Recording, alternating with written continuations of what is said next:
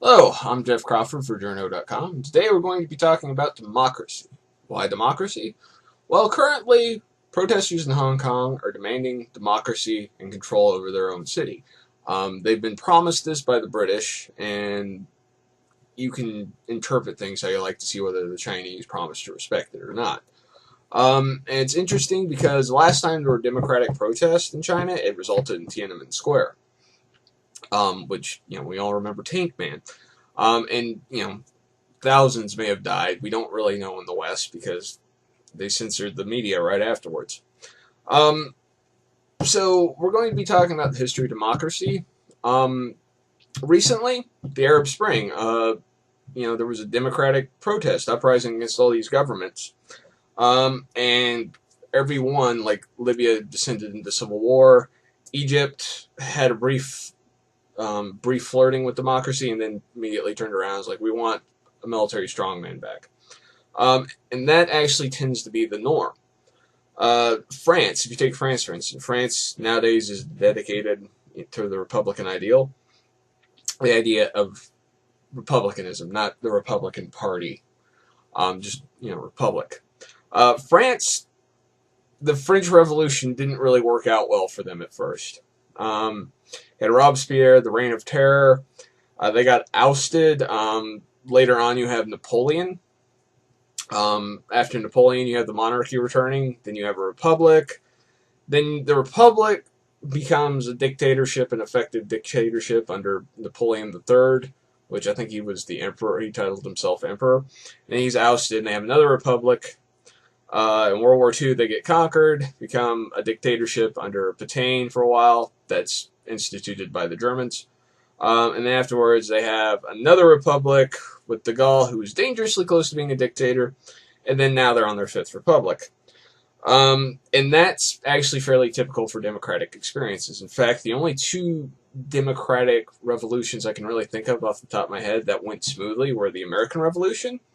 And the reason that went so smoothly is because the founding fathers were actually the local elite in government in the colonies already. So it was basically just the locals telling the abroad leaders to go away. And they took over. And it wasn't even then, it wasn't a smooth transit of power. They had to roll out the Constitution, I think, 20 years after the fact to, make the government work.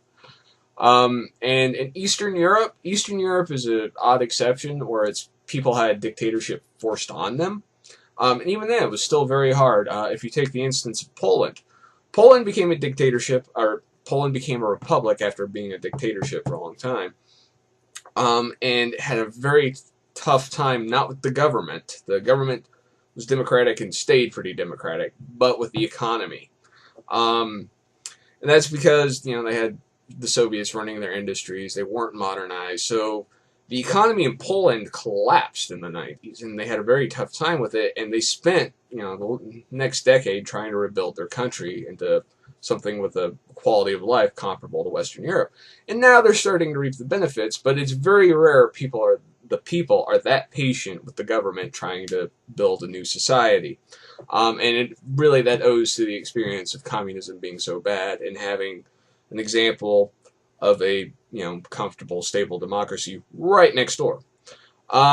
If you look overseas, the original Republic of China, which we nowadays know as Taiwan, became a dictatorship very shortly after its inception and had to wait till Chiang Kai-shek died to become a real democracy. And even then, there were some doubts. Korea, the Republic of Korea, for most of its history, not actually a republic, didn't become a democracy until the 1980s. There are people still alive today that grew up under a dictatorship. So the Middle Eastern experience is actually fairly typical. Most people who decide for democracy tend to spend the next 20 years trying to figure it out. And tend to ping pong back and forth from a republic. The republic does a terrible job. Let's get someone in here who knows what they're doing, and then you have a dictatorship. And then they go back to republic until they figure it out. Part of the reason this is dictatorships, oligarchies, all these forms of government that focus power in the hands of a few select people.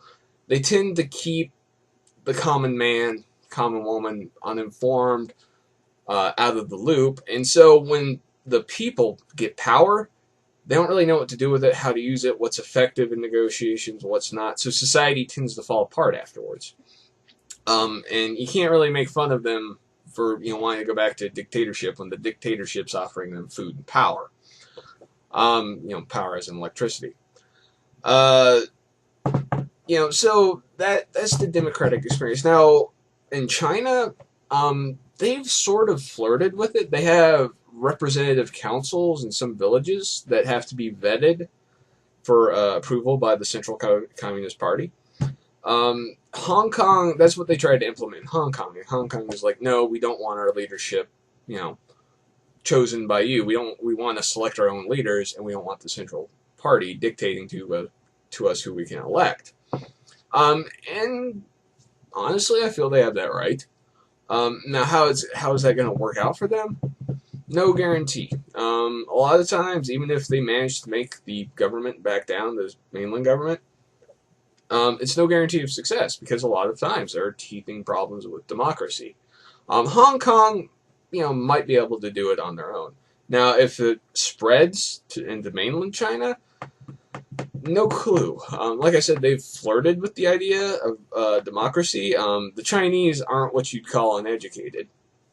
So, they might be able to make it work. China has a long history of thinking about government, its own approaches to governmental philosophy, so they could probably develop a unique Chinese democracy on their own. Now, whether that will happen or not, that depends what happens in the next few weeks or even just the next few days.